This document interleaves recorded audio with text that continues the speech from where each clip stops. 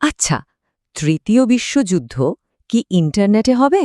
প্রশ্নটা শুনতে সাইফাই মুভির গল্পের মতো লাগলেও এটাই হয়তো আমাদের সময়ের সবচেয়ে জরুরি প্রশ্নগুলোর একটা। কারণ আজকের দিনের যুদ্ধক্ষেত্র কিন্তু বোমা বা বুলেট দিয়ে নয়, বরং বাইটস আর কোড দিয়েই বেশি তৈরি হচ্ছে। তো চলুন সরাসরি মূল প্রশ্নেই আসা যাক।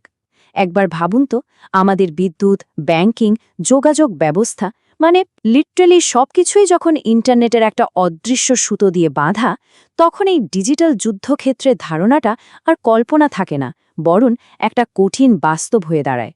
আর এই বাস্তবতাটা ঠিক কতটা গভীর সেটাই আমরা এখন দেখব।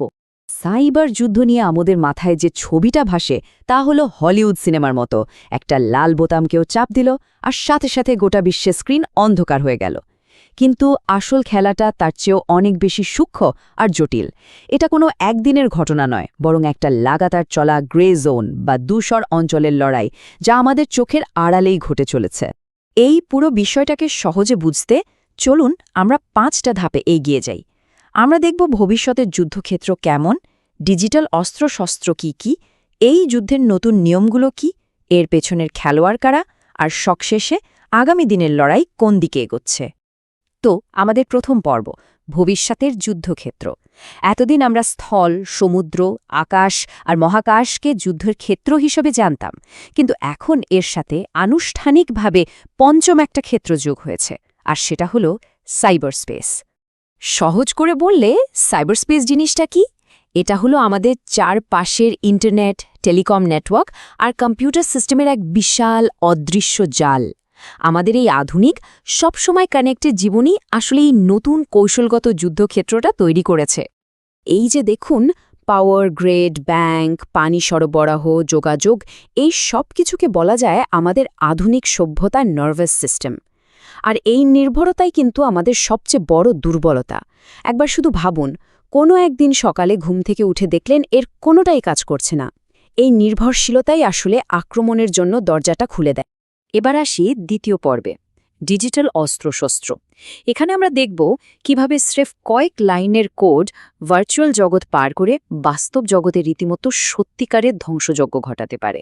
এর সবচেয়ে বিখ্যাত বা বলা ভালো কুখ্যাত উদাহরণ হল স্টাক্সনেট।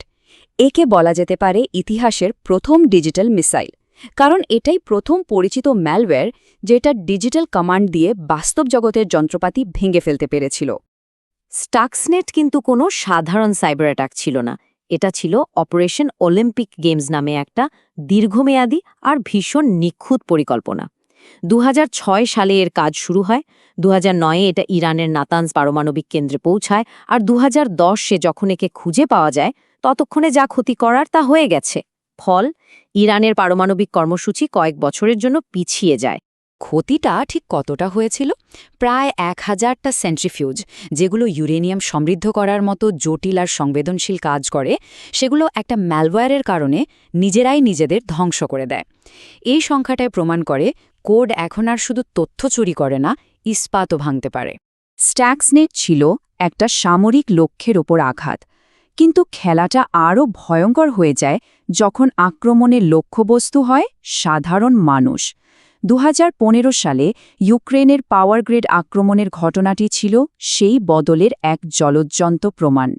এই আক্রমণটা ছিল একটা নিখুঁত চিত্রনাট্যের মতো। প্রথমে ব্ল্যাক এনার্জি ম্যালওয়্যার সহ ইমেল পাঠানো হলো। কর্মীরা ক্লিক করতেই হ্যাকাররা সিস্টেমের দখল নিয়ে নিল।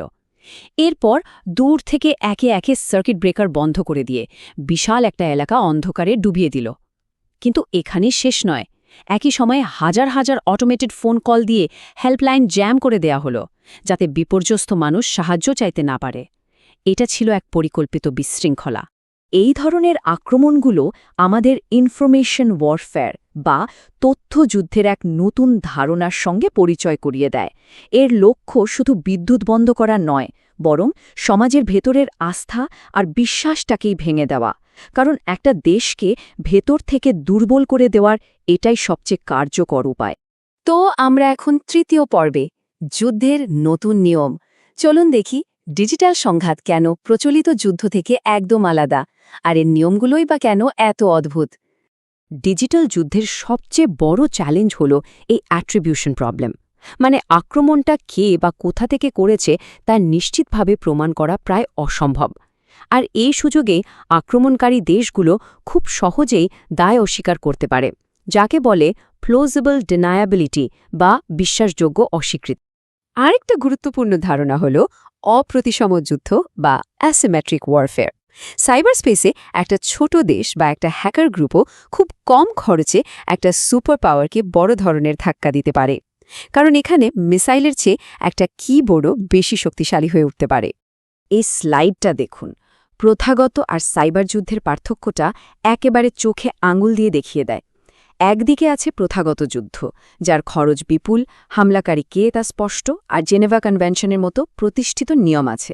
আর অন্যদিকে আছে সাইবার যুদ্ধ, যার খরচ কম, হামলাকারী অস্পষ্ট, আর নিয়মকানুন প্রায় নেই বললেই চলে। এবার আসি চতুর্থ পর্বে, পর্দার আড়ালের খেলোয়াড়। আচ্ছা, এই ডিজিটাল ছায়াযুদ্ধে লড়ছেটা কারা? এই টেবিল অনুযায়ী মূল খেলোয়াড়দের 3টি ভাগে ভাগ করা যায়। প্রথমত বিভিন্ন দেশ, যেমন আমেরিকার সাইবারকম বা রাশিয়ার জিআরইউ। দ্বিতীয়ত নেটোর মতো সামরিক জোট। আর তৃতীয় এবং সবচেয়ে রহস্যময় হল রাষ্ট্র সমর্থিত প্রক্সি গ্রুপ, যেমন ফ্যান্সি বেয়ার বা স্যান্ডওয়ার্ম। এরা রাষ্ট্রের হয়ে কাজ করে, কিন্তু এমনভাবে করে যাতে রাষ্ট্রকে সরাসরি দায়ী করা না যায়। সাইবার সক্ষমতার এই দৌড়ে স্বাভাবিকভাবে কিছু দেশ অন্যদের চেয়ে অনেক এগিয়ে। বিভিন্ন রিপোর্ট অনুযায়ী মার্কিন যুক্তরাষ্ট্র, রাশিয়া এবং চীন এই মুহূর্তে বিশ্বের সবচেয়ে শক্তিশালী সাইবার কর্মসূচি চালাচ্ছে। কিন্তু এসব বড় বড় খেলোয়াড়দের ক্ষমতার লড়াইয়ের মাঝে দিন শেষে চূড়ান্ত লক্ষ্যবস্তু এবং শিকার কিন্তু সাধারণ মানুষই হয়। বিদ্যুৎ বিভ্রাট থেকে শুরু করে ভুয়া তথ্যের মাধ্যমে সমাজে বিভেদ তৈরি করা পর্যন্ত এর সবকিছুর সরাসরি প্রভাব আমাদের জীবনেই পড়ে। এবং আমাদের শেষ পর্ব, আগামী দিনের লড়াই। প্রযুক্তি কিভাবে এই ডিজিটাল সংঘাতকে ভবিষ্যতে আরও বদলে দেবে? দুটো প্রযুক্তি সবকিছু বদলে দিতে পারে। প্রথমটা হল কৃত্রিম বুদ্ধিমত্তা বা এআই, যা দিয়ে এমন স্বয়ংক্রিয় সাইবার অ্যাটাক তৈরি করা সম্ভব যা মানুষের চেয়ে 1000 গুণ দ্রুত সিস্টেমের দুর্বলতা খুঁজে বের করতে পারে। আর দ্বিতীয়টি হল কোয়ান্টাম কম্পিউটিং, যার ক্ষমতা আজকের দিনের প্রায় সমস্ত এনক্রিপশন বা ডিজিটাল তালা ভেঙে ফেলার সম্ভাবনা রাখে। আমরা দেখলাম কিভাবে যুদ্ধক্ষেত্র ডিজিটাল জগতে ছড়িয়ে পড়েছে, কিভাবে কোড দিয়ে বাস্তব দুনিয়ায় ধ্বংসযজ্ঞ চালানো যায়, আর কিভাবে এই যুদ্ধের নিয়মকানুন পুরোপুরি বদলে গেছে।